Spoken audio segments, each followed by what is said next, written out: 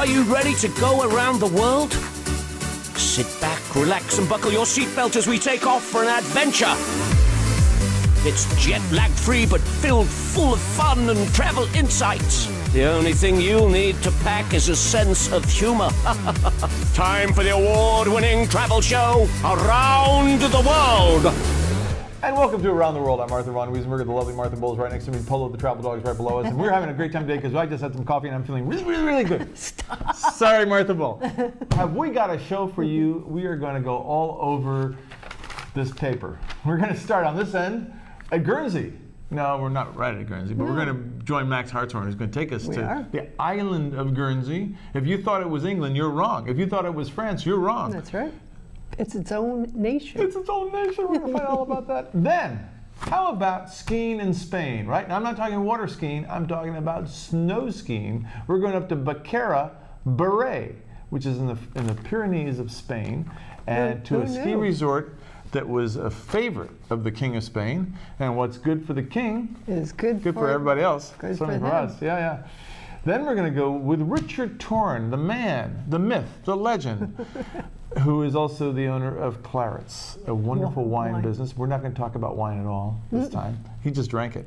But we were in Spain. But we're going to go to Barcelona and find out about the restaurants, the hotels, the activities, the church.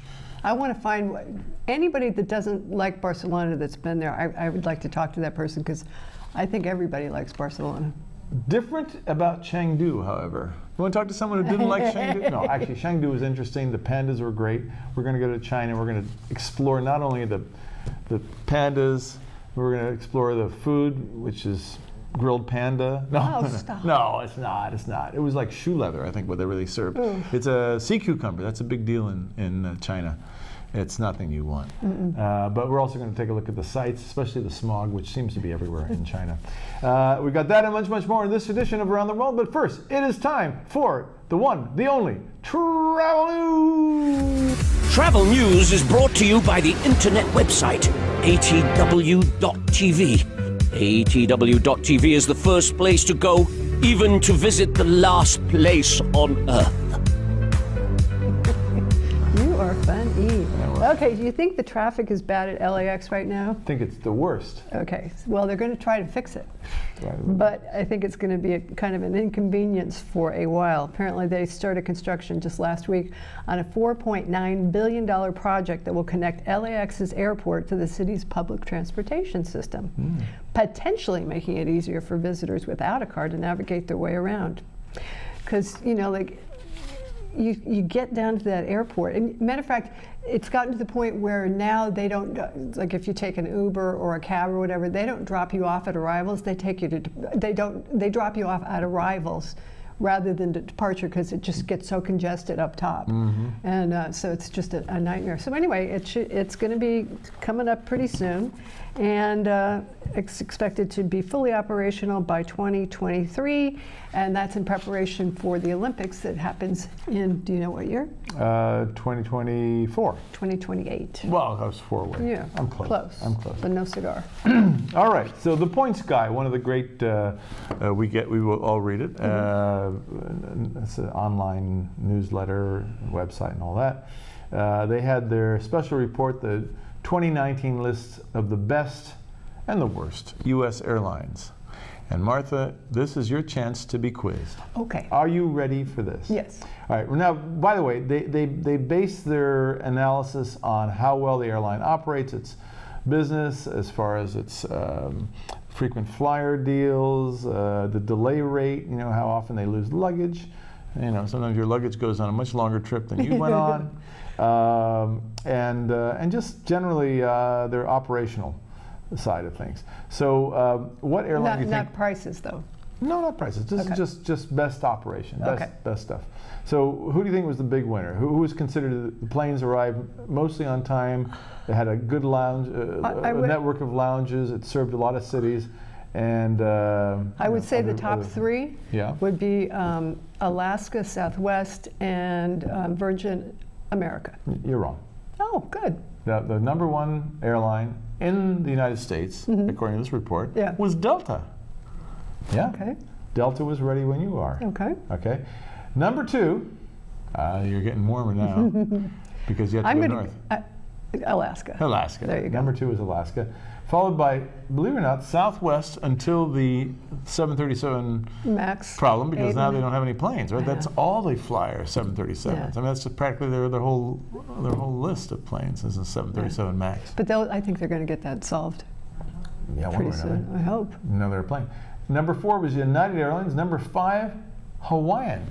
Believe it or not, American Airlines didn't come in until number 6.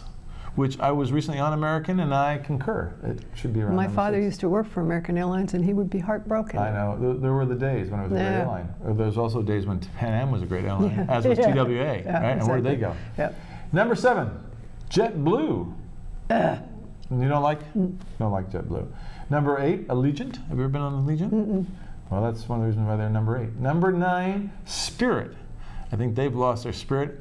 And guess who is the worst airline in the group? I thought we covered all Number of them. 10. Who's number 10?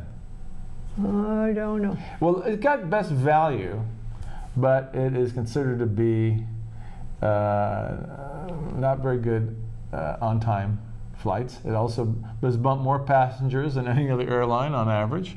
Can you imagine being bumped off a flight? It'd be pretty frustrating. And the airline had the highest rate of complaints per passenger.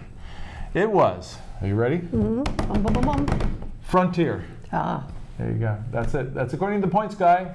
If you don't believe it or don't agree with it, contact them. Talk to them. Yeah. Okay.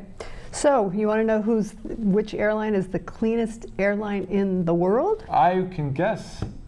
I've been on it. Okay. I was just on it recently, flying from Tokyo to Sapporo on All Nippon Airlines. I like the fact they have Nip in the name. All Nippon, Nipper, it's a good name. ANA, great airline. Actually part of the Star Alliance group.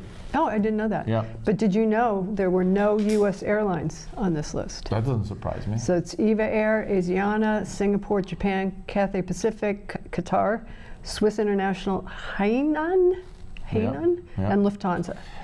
ANA is unbelievable. I mean, besides the fact that they are spotless planes. I mean, when you go in and use the restroom, it's tidied for the next person. They come in there and tidy up for the next person. It's so clean. The food is phenomenal. Yeah. I had sushi on board.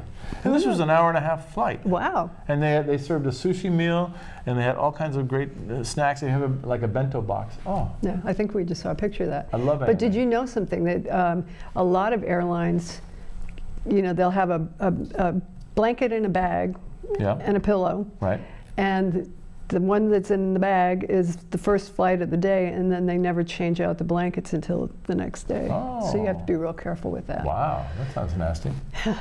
But not on You ANA. should always bring you should always bring your own ANA blanket. is so clean. But then in Japan is so clean. In fact, even what's great is flying in Japan, if anyone's got a cough or a sneeze or whatever, they make you cover. They wear masks, Yeah. which is so thoughtful. Yeah. I was on a plane going from Santa Barbara to Denver, and the guy in front of me was coughing and spitting up and just disgusting. Hence, I was sick for a month. Thank you so much. I got JetBlue coming back from the Caribbean. Yeah. And a lady sat there and coughed on me for 5 hours. Nice. And within a week, I was sick. Did you as a tell her dog. thank you? No. No, okay. Well, I'm going to say thank you because that ends our travel news. We're going to take a break. When we come back, where are we going to go? I think we're going to go to Spain. What do you think? I think Let's go skiing in Spain. Okay. Stay tuned. I'm going to be a little less animated because she gets nervous when I get too excited. We'll be right back.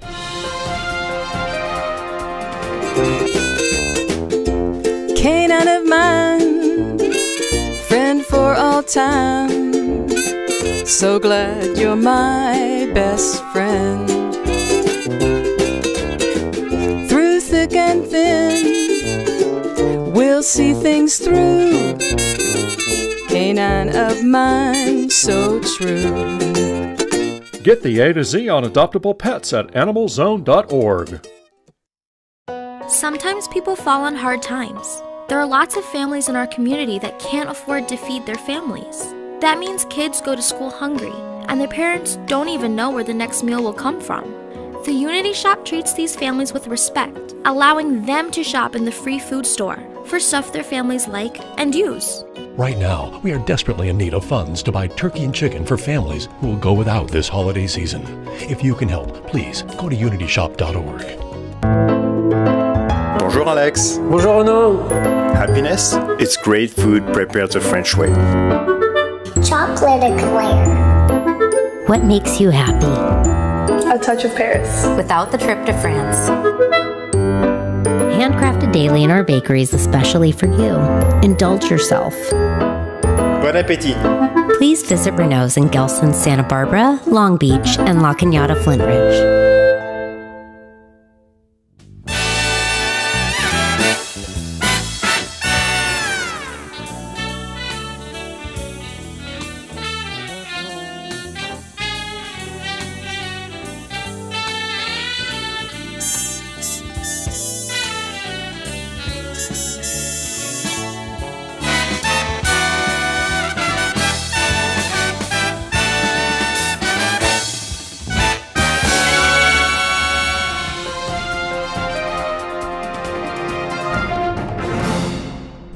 And we're back here on Around the World. I'm Arthur von Wiesenberger, Martha Bull in the co-pilot seat, or maybe that's the pilot seat, I don't know. On a 737 MAX, it could be, God knows what kind of seat it is. It's not going anywhere right now, right? Hey, we've got a really great destination to talk about now. A lot of people don't think about Spain and snow in the same words. Probably right? not. Because, I mean, Spain, it's sunny all the year round, right? Right. And the rain in Spain falls mainly on the plain. Or in the plain in our case. It's raining outside. No, we're going to be talking about a place you can go and ski in Spain. And it's up in the Spanish Pyrenees. It's a town called Baqueria, Beret.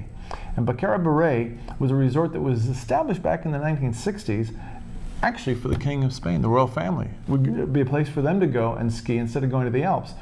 And it has been a big success, but just for the Spaniards. No one knows about it. How does it compare to the Alps? Better. Really? Really? Huh. You don't believe me? I will. Let's take a look at the video and we'll prove it to you. Okay.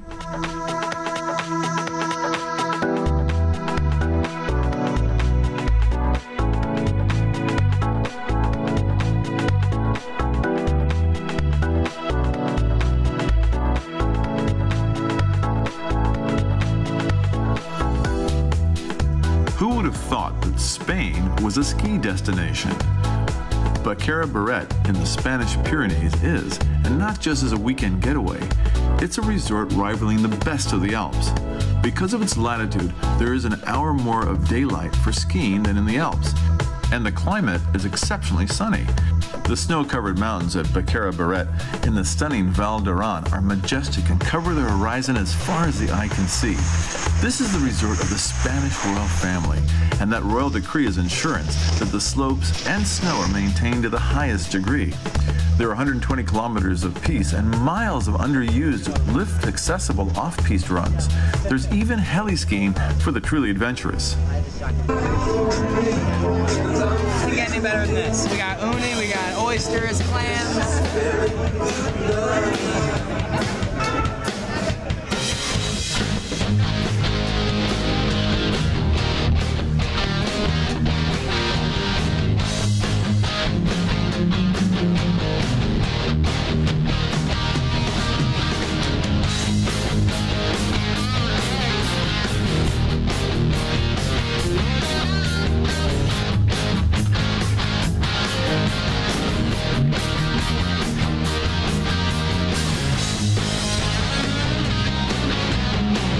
The atmosphere on the mountain is fantastic. At Moet Winter Lounge, the fresh seafood and champagne seems just like another wonderful quirky twist to skiing in Spain. The nightlife atmosphere starts at lunchtime, with the DJ getting the crowd, along with a dinosaur or two, dancing up a storm.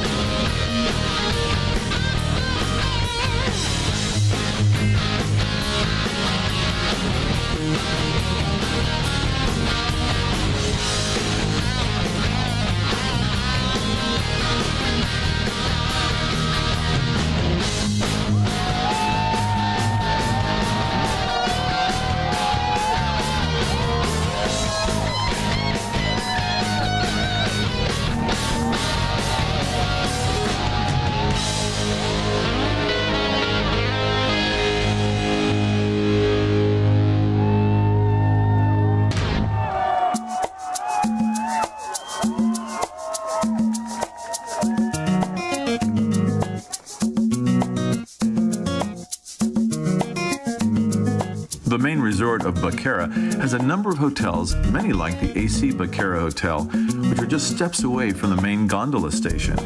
The food and wine are particularly noteworthy, with many restaurants featuring Catalan cuisine, from fresh local vegetables, grilled langoustines, and the Iberian jamon, the prized Spanish ham. Eating well is easy in Baqueria Beret. Besides the affordable prices, the remarkable skiing, and exceptional gastronomy, Baqueria Beret also has some of the warmest and friendliest people. It's truly a great winter vacation destination.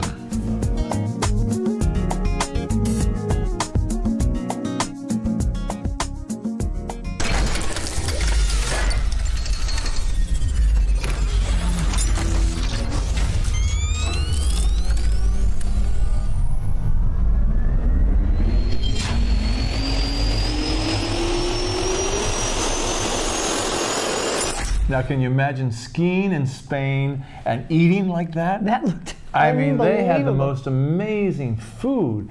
You know, you had seafood up in the mountains because Barcelona is, what, 3.5 hours away, more or less. So they have, you know, vehicles that are bringing up seafood fresh. They have cars and trucks there too? Oh, yeah. They do. Funny girl. The place to stay is a place called AC Baqueria Hotel. I guess it's like the best hotel in town. And it's like half a dozen steps to the lift. It's really easy. And as I was saying earlier, the prices are a fraction of what they are to ski in other resorts like Vail or Aspen.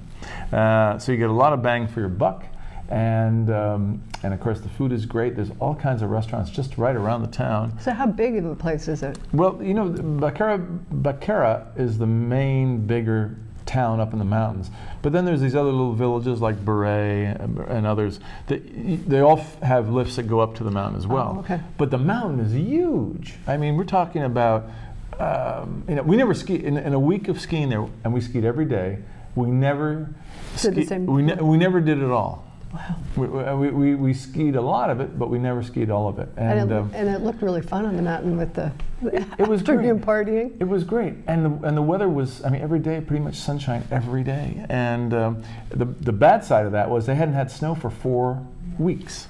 Do they make snow there? You know, they don't. But what they do, I don't know how they do this. Every morning you'd hear helicopters, and the helicopters were going down and picking up big loads of snow and then bringing it up on the mountain and dropping it in key places on the mountain. Wow. And then they were out grooming the slopes, and the slopes were really nice. I'm told if you go there normal weather, when it's not sunny every day, there's incredible off-piste skiing. And all the lifts get you to where you can go off-piste skiing. So it's all lift accessible. But you don't have to hike, which I like that idea. And there are just miles and miles of stuff. But it is truly one of the great, you know, there's been certain ski destinations that I've come away from saying, that was a great one. This is in my top 5 for sure, of all the places I've been to. And while you were there, we were supposed to be in Aspen. Yeah. And it turned out that they had, well, my husband got sick, and which was one problem. The second one was that they had the most inclement weather. It turns out that both our plane going into Aspen and then 5 days later coming out got canceled because the snow was so bad and the weather was so bad.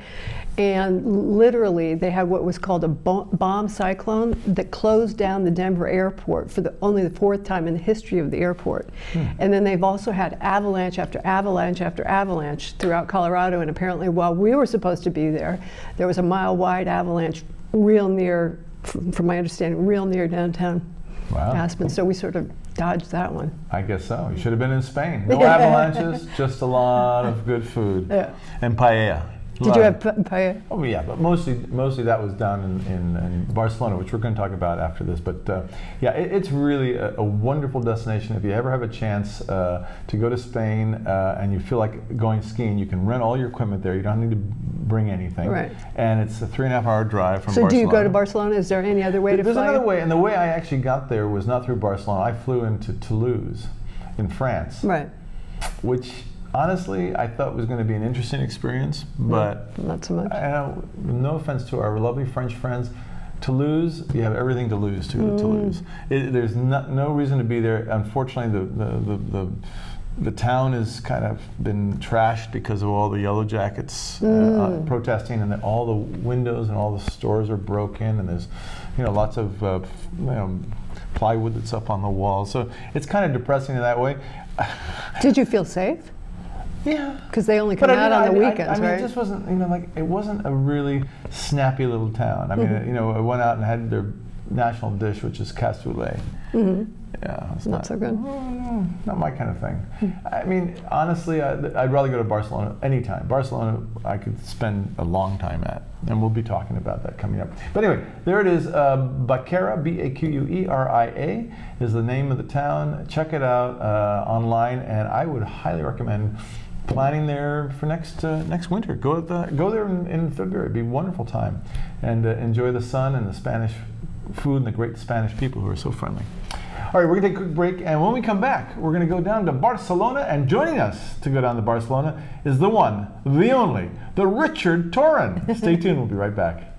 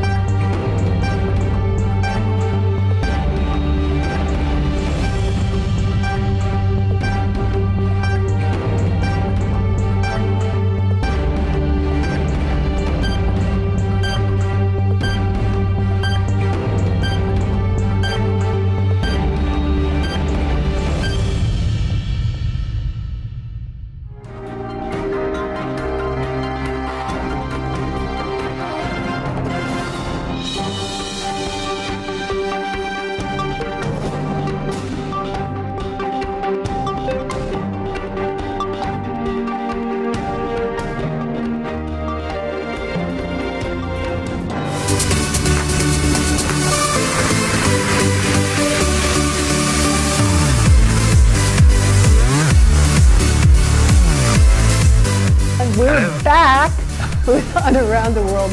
Arthur is being very silly. Richard I'm being Torin. a very silly guy because we got Richard Torin on the air with us, and we're going to Barcelona or Barcelona. You gotta have a lisp, right, Richard? Can you lisp it?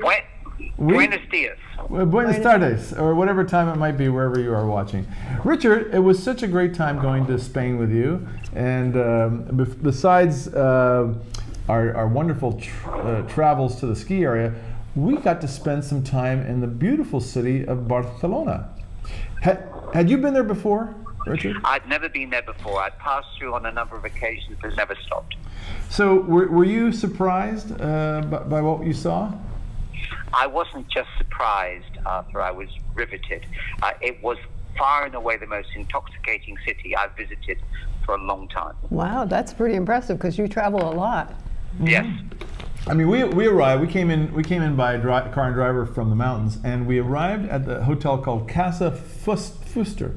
Casa Fuster, which is just off of the Avenue Diagonal, which is one of the main streets that goes through the middle of Barcelona, and it is a beautiful old private home. It was a private residence. Yeah, it was built in 1908. It was a gift from Senor Fuster to his wife, which was a very nice gift. And unfortunately, the guy went bankrupt, and at some point. How big was it? These sort of things continue. Yeah, well, it was a very big house, and I think they had to start renting out the top floors and the middle floors, and then ultimately it became a number of other things. I think it was a bank at one time, and then in 2000, it was taken over by Hotels Center chain. It's a group of hotels, and they did a complete renovation, top to bottom, and opened it in 2004. And it is a 4-star hotel with, I think, a five-star ambiance. Don't you think? 5-star attitude, 5-star amenities, and one of the things that totally blew me away was how hospitable the local people were, how welcoming, and the quality of the goods and services they produce was just terrific. Yeah, I mean, this just going back to the hotel, one of the things I noticed, I was in a room that was so quiet and so comfortable, and you know, one of those, you can make it really dark, which I liked. Yeah. And the bathroom was filled with, you know, those little hotel soaps and stuff, shampoos and all that. It was all from Chopard. Wow. Which I didn't know Chopard was in the I thought they were business. Jewelry. Yeah. Oh, wow. That's pretty impressive. It was pretty nice. I kept every day taking a few, put it in my bag, take them with me. Anyway, so then Richard and I, we went out, our first dinner in Barcelona was at a restaurant called Botafumerio. Am I saying that right? Botafumerio? Absolutely. Yeah. So Richard, we were told it was about the best seafood restaurant in Barcelona. And tell us what it was like walking in there. Well, I mean, again, it was elegant. It was an old-style restaurant. Waitresses traditionally dressed. Again, the standards of cuisine, the paella, the local dishes were exemplary. One of the things which is very interesting is that dinner doesn't begin until people have gone to bed in California. You go out at 10 p.m. for dinner, and at 12 or 1 o'clock, the joint is full.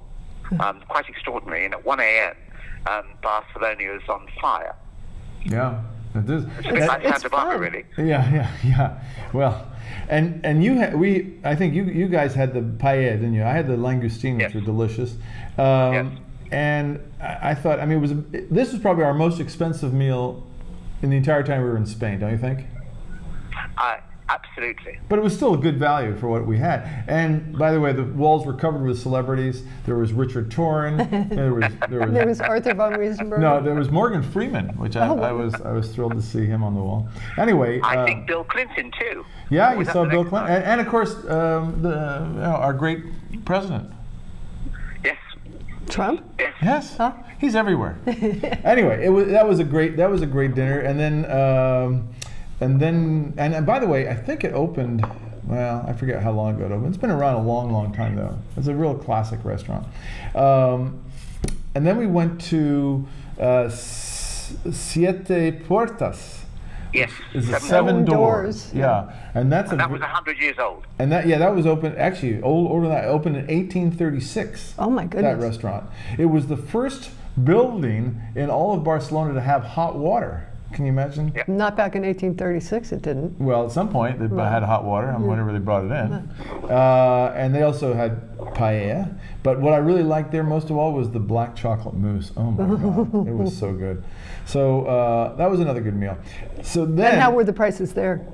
Pretty decent. You know, it was normal, don't you think? Yes. Yeah. So then we did some touring. We had to do touring because we're in Barcelona for the first time.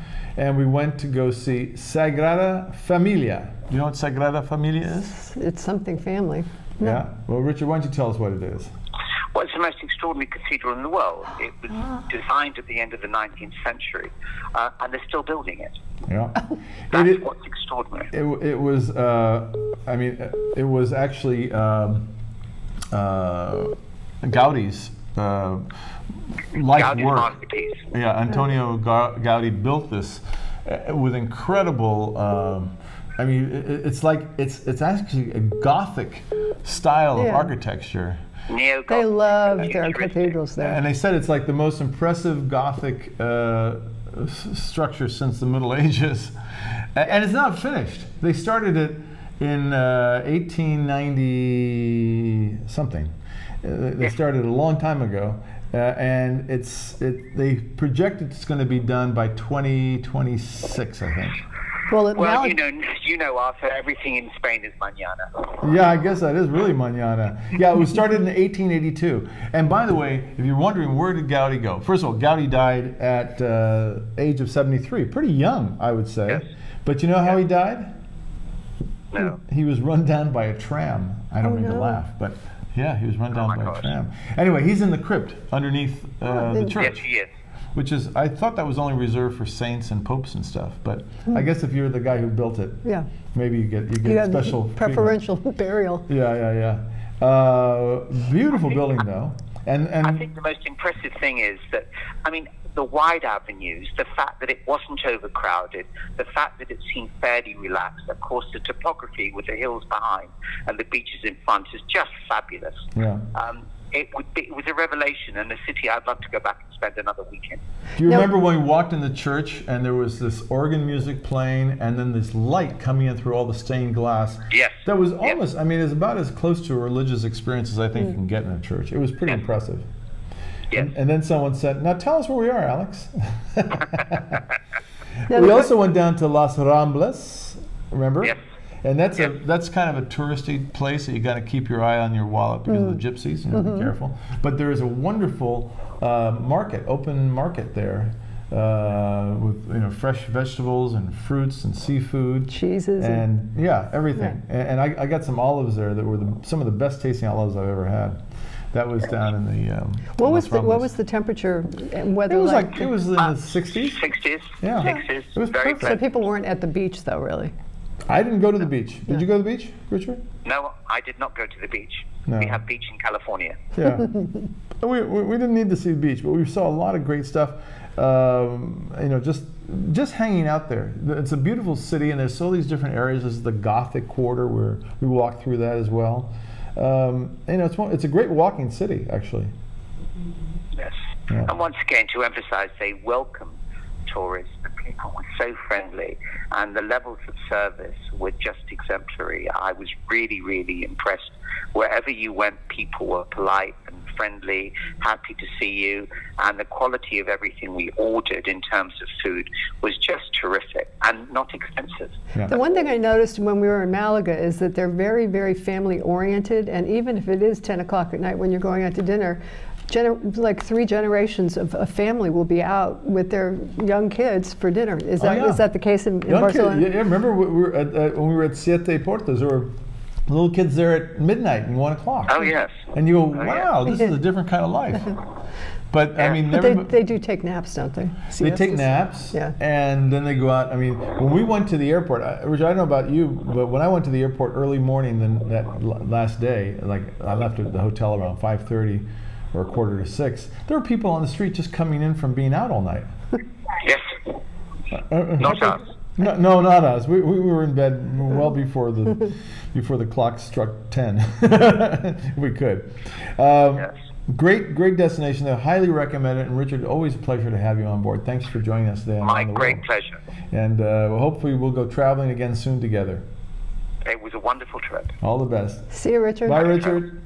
Bye-bye. Bye.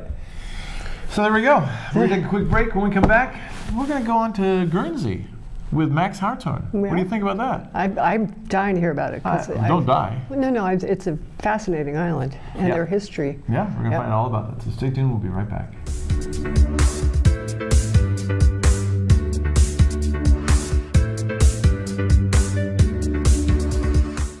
The Colossus of Rhodes, the Great Pyramid of Giza, the Hanging Gardens of Babylon. Just tune in to the award-winning travel show Around the World, live on Thursdays on AM 1290 and at www.atw.tv, with rebroadcasts on Thursdays at 8 p.m. and again on Saturdays at 10 a.m. for the only list that really stands out and can stand the test of time.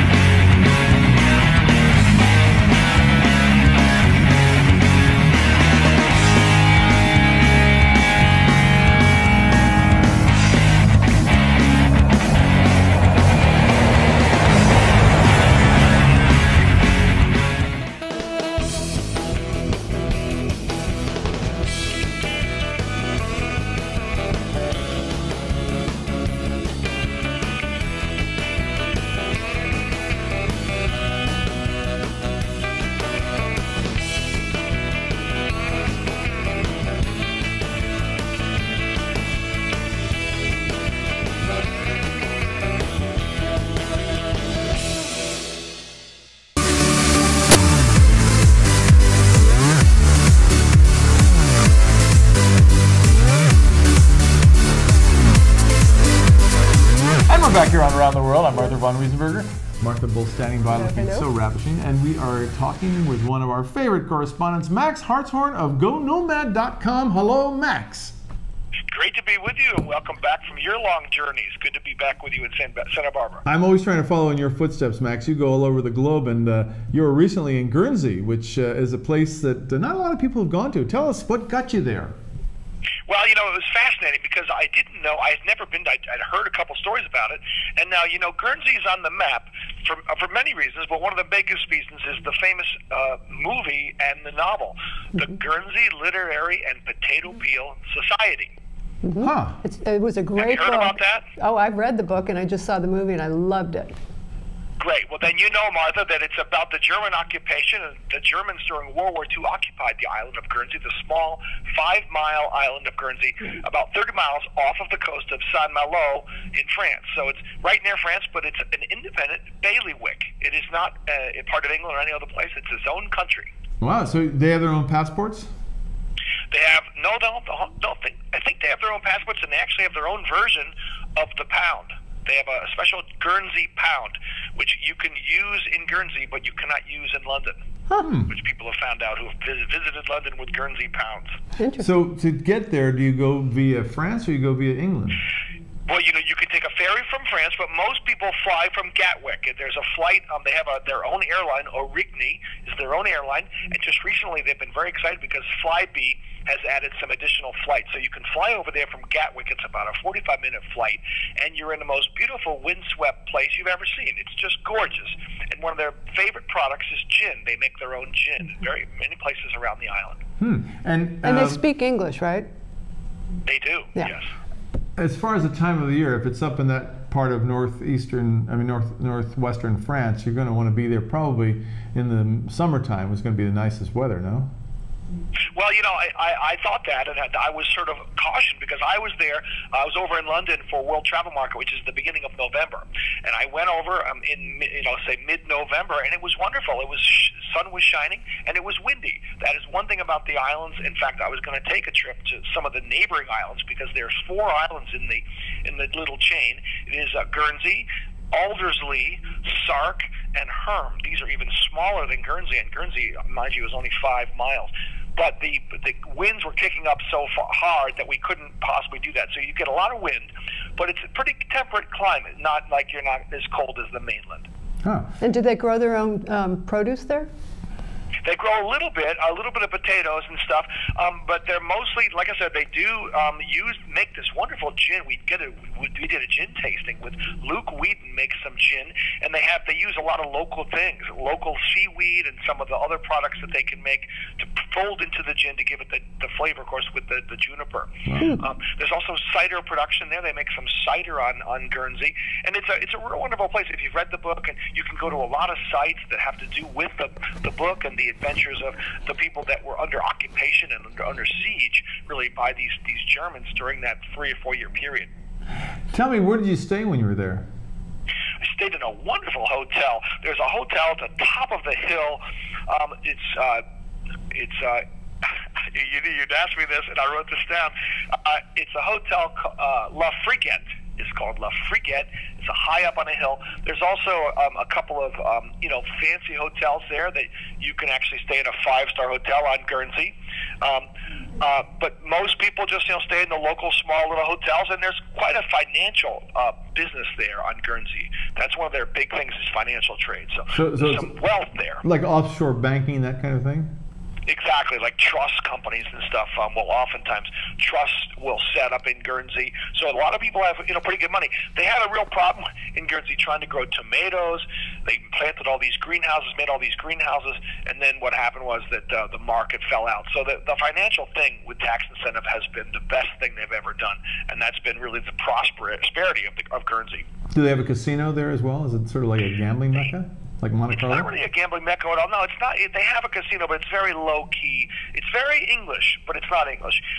World War II is the big thing. You can go around and you can see these bunkers. They have recreated these bunkers that they used to make during World War II when Germany really thought that they were going to be there for a long time, and they set up these things all over the beaches. And so anybody who's interested in World War II history would really enjoy Guernsey, plus the friendliness of it and the smallness of it. I mean, you could walk the whole island. It's only 5 miles.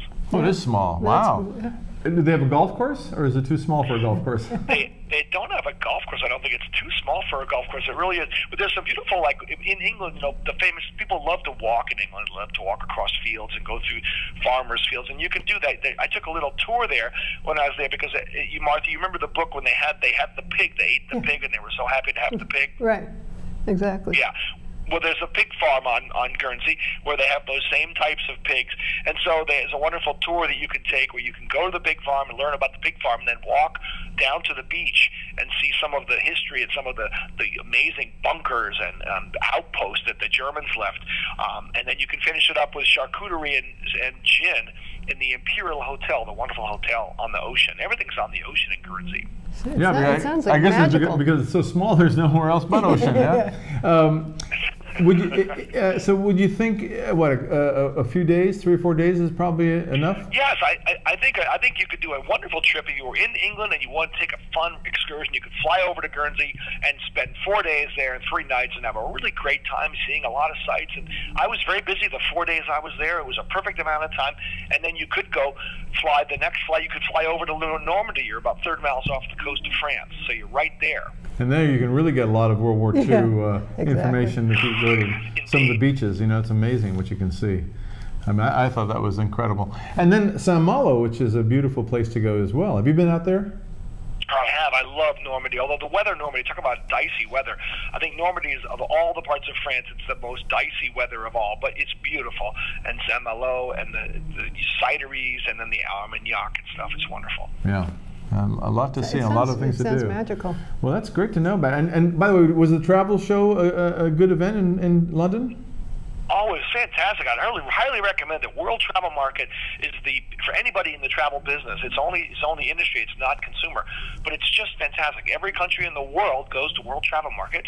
So if you want to meet the people from Algeria, or you want to meet the people from Jamaica, or you want to meet the people from Iowa, they're going to be in World Travel Market in London in early November, and it's become a great thing for me. I've been going every year, and hopefully Go Nomad's going to be one of the media sponsors because it's been a great connection with us, and it's just a great way to meet people and get to know all the cool things happening in tourism. Wow. That sounds cool. That sounds great. We have ours down in Long Beach, right? Right, yeah, we've got one, but it sounds like this would be more international. Yeah. I think we're kind of more localized. No, there are a lot of. I'm not correcting you, but they cover a lot of the world. In Long Beach. Yes, you are correcting me. I was correcting you. You were wrong. I was wrong. Well, there we go. What's life without a woman telling you when you're right or wrong, right? Hey, Max, thanks so much for joining us today on Around the World, and we're looking forward to having you again soon. I don't know where your adventures are taking you next, but we want to find out and have you on it. Well, we want to talk about skiing in Turkey, my friend. That's our next segment. Wow. That sounds like a real adventure. And having just talked about skiing. Okay, we'll talk to you soon. All right. Okay, perfect. Thank you so much, Max. Thank you. All right, all the best. Bye now. Bye-bye. Max Hartshorne live in wherever he was, probably on the East Coast. Yeah, and thank you for your phone. You're welcome. And we're going to take a quick break. When we come back, we've got more of Around the World. Stay tuned. We'll be right back.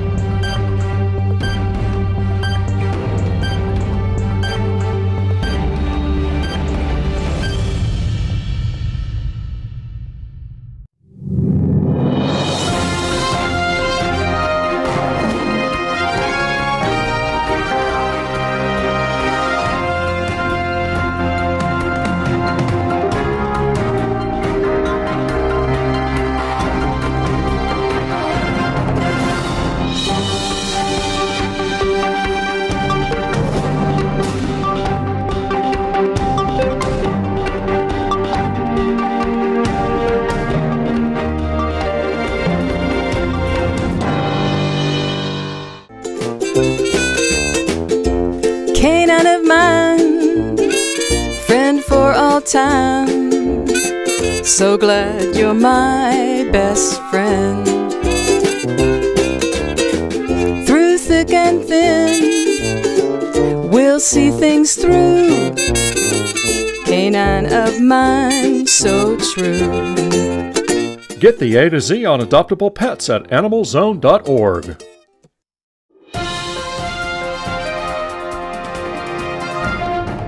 And we're back on Around the World. Sitting with me is a very quiet, which never happens, Arthur von Wiesenberger. I'm Martha Bull. And what are you doing? Meditating. Oh my goodness. I've been just relaxing. I came from Spain. I'm feeling mellow. I was having a little nap. Okay. That's what the Spaniards are doing between things. All right. Welcome back to Around the World. I'm Arthur von Wiesenberger. This is Martha Bull. I'm going to talk much faster because she hasn't had her cup of coffee yet today. I did too. Oh, you did? Okay. We're going to go somewhere totally different. Moving away from Spain, moving away from Guernsey, moving away from all these exotic spots to go somewhere really exotic. Chengdu. And Martha Bull, where is Chengdu? I told you, it's in China. Yeah, but where in China? I don't It's a big country. I have no idea. Well, it's a long way from anywhere. Okay. I can tell you that. But it's in the middle, sort of in the middle south part of China. It's you know what it's famous for? No. Water? No. Pandas. Oh, that's where the that's where they grow the baby pandas. Oh. Well, they grow them, but they make them. And they have lots of baby pandas there. And you can actually go to Chengdu, and if you ever wanted to cuddle with a panda, you can do that for a price. I was going to say, how long before you can't cuddle with a panda? Like, how old would they be when when they're about this big, that's cuddle material. Yeah. When they get this big, that's runaway material. Yeah, yeah. No, they're not so bad. Anyway. So I went to Chengdu a while back with Richard Torin, actually, and I think he's in this video. Oh. And we discovered the good and the bad. When you go to China, mainland China that is, there are good things and not such great things. Okay, so and you have to kind of pick and choose. It's a country which is still in evolution, right? I mean, it's evolution. Evolution. It's got one foot stuck in the past. And the past was not terribly good. I mean, I think Mao, there was a lot of not very good cooking. The food sucks. Can I say and that? a lot of people were killed. Yeah, a lot of nasty stuff back then. Now it's trying to get itself together, but of course, it's also like the idea of world domination. So this is not a political. This is not a political show. No, I thought I was on the Jim Worthen show. Oh, silly me. Okay, anyway. Isabel's there. Hi, Isabel. Sorry, I just had to say something to somebody. You are like all over. You had too much coffee today. I had too much coffee today. Okay, so we're going to go to Chengdu. This is a video about going to Chengdu, checking out the pandas, and the other things that happen in this wonderful part of the world. So let's roll the video. Most trips to China begin in Shanghai or Beijing. From the U.S., Air China and United have direct flights to Beijing. The city has some fascinating sights, such as the Forbidden City in Tiananmen Square, but none of these attractions are worth seeing when smog alerts happen. When it's this bad, the recommendation is to avoid any outdoor activity. Well, it's another smoggy day in Beijing. It's a stage 2 smog alert. You can smell the air, and it doesn't smell good. This has been going on for a couple of days, and it seems to be persisting. So the best thing you can do is get the heck out of Beijing. I'm heading to Chengdu. It's about a 2.5-hour flight from Beijing to Chengdu, and the air quality there was much better. It's the capital of the Sichuan province in southwest China, and with a population in the city and surrounding areas of over 14 million. In China, the giant panda is a national treasure. Only 1,500 exist, and about 80% of the world's giant pandas are in the Sichuan area.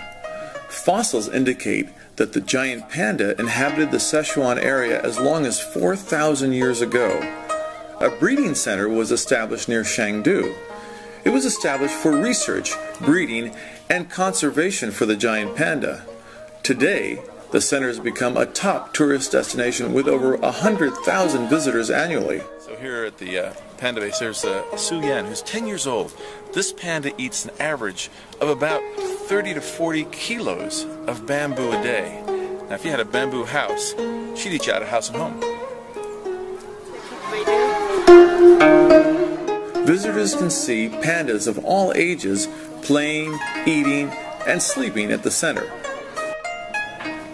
Panda Festival located just in 18 kilometers away from the downtown of Chengdu, and it was opened in 1980s. She's saying the Panda Research Center was opened in 1987, the year I was born.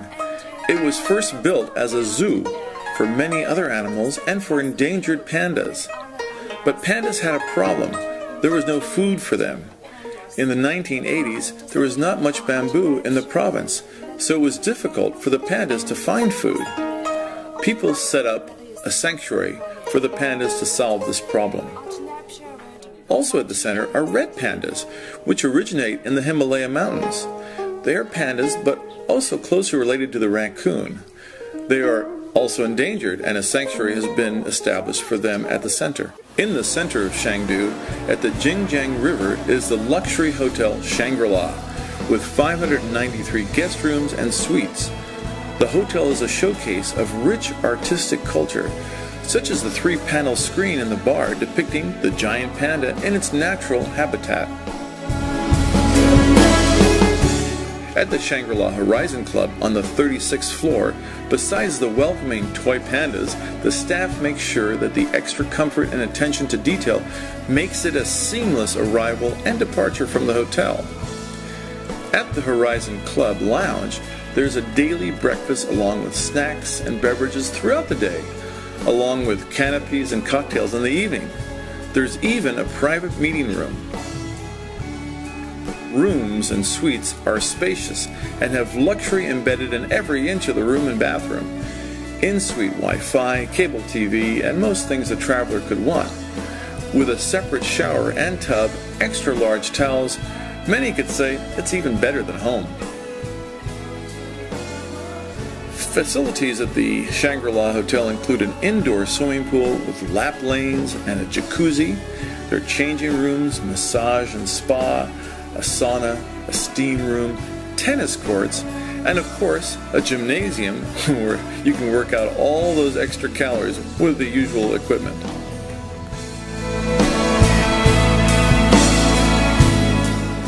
The Chang Palace is known for serving some of the finest Cantonese and Szechuan dishes. With the restaurant, there are 17 private rooms. The menu features a vast array of scrumptious choices, including marinated bean curd with cordyceps and asparagus, homemade tofu, which is a signature dish, crispy roast pork belly, live seafood, steamed frog with ham and black mushrooms, as well as dim sum and vegetarian selections. The 90th China Food and Drinks Fair, held at the Century City New International Convention and Exhibition Center, was happening while I was there. With an estimated 150,000 exhibitors, it was an overwhelming display of international spirits, wines, alcohol, food, and beverages. 8 convention buildings house this enormous trade show, with each building featuring a different specialty. The wine and spirits building alone would take hours, if not days, to explore, with each exhibitor trying to outdo the next. With attractive displays and attractive models, there was everything, even painful performances of karaoke-style music, aliens serving up out-of-this-world soft drinks, and of course the ever-popular energy drinks. There was even a runway model show selling some sort of drink while parading around in men's briefs. It was hard to digest all the activity, samples, and excitement at this exotic trade show, but one walked away dazzled by the sheer scope of global participation.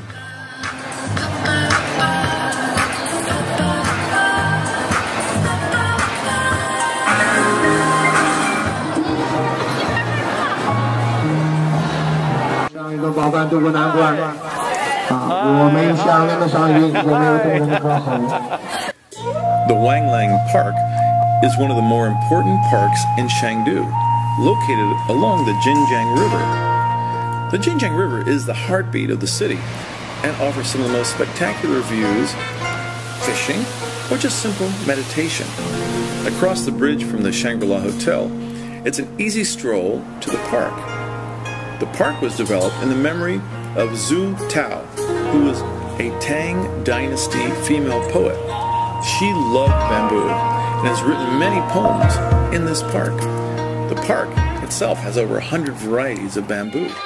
Jugglers can be found playing and spinning tops and dancing to music.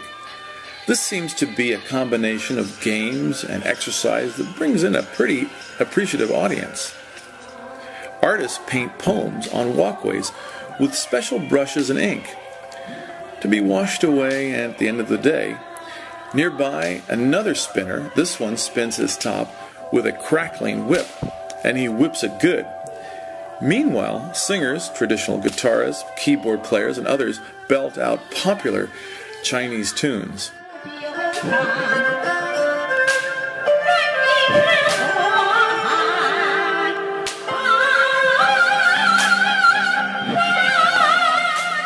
In the old town of Chengdu are many unique and enticing restaurants and bars.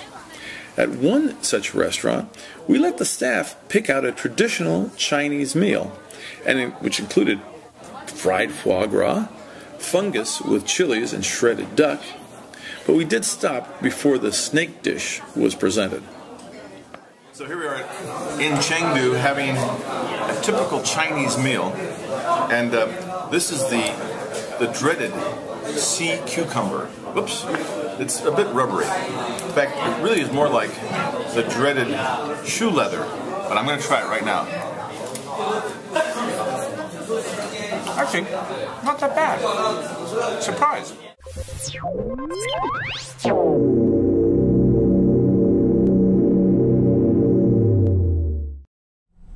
So Martha, should I book your flight now? No, you're not ready to go to China? No. Once was enough just watching on a video, right? You know, it's an interesting place to go. I like the pandas. Pandas were great, yeah. But you can see them in a lot of zoos in the States, you know, if you have to see a panda. Yeah. Alrighty, well, you know what? That wraps up for Around the World. I can't believe we got to cool our jets already. I want to thank all of our guests who are on today, and of course, a special thank you to our director, Michael Nicholson, and our editor, par excellence, Ken Baxter. And we'll be back soon on Around the World. You can always check us out on the web at www.atw.tv, the first place to go, even to visit. The last place on earth. There we go. Thank you so much, Martha Bull, and we wish you both and all a happy trails. Yay! Thank you for traveling with us today on Around the World. We hope you'll join us for another adventure next week. In the meantime, all of us at Around the World wish you happy trails.